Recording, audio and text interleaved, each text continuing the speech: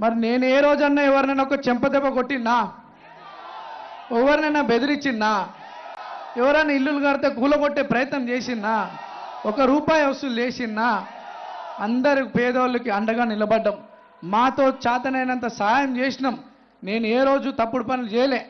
ఇవాళ మీ కొడుకును పట్టుకొని రౌడీ అంటుండు. రౌడీనా? నేనేమో గూండానా? ఏమో తప్పు చేసిందా? మరి ఏం జవాబిస్తారు అటువంటి వాళ్ళకి? 11 తారీఖు అత్యధిక ఓట్లేసి మీ తమ్ముడిని గెలిపించుకుంటే వాళ్ళకి జవాబు ఇచ్చిన వాళ్ళం అవుతాం. ఈ ప్రాంతం అభివృద్ధి కావాలంటే రేవంత్ అన్నను బలపరచాలి. మన భవిష్యత్తు బాగుండాలంటే కాంగ్రెస్ పార్టీని బలపరచాలి. ఈ ప్రాంతంలో అనేక సమస్యలు ఉన్నాయి. హై టెన్షన్ లైన్స్ అవి వాటి వల్ల పదుల సంఖ్యలో జనాలు చచ్చిపోయినారు ఈ ప్రాంతంలో. మరి పెద్దలు వివేకన్న గారు సీఎం గారి దృష్టికి తీసుకువెళ్ళి అది ప్రాసెస్ జరుగుతూ ఉంది. ఈ ప్రాంతంలో అనేక అభివృద్ధి వాళ్ళు కావాలంటే కాంగ్రెస్ పార్టీని గెలిపించుకోవాల్సిన అవసరం మనందరికీ ఉంది.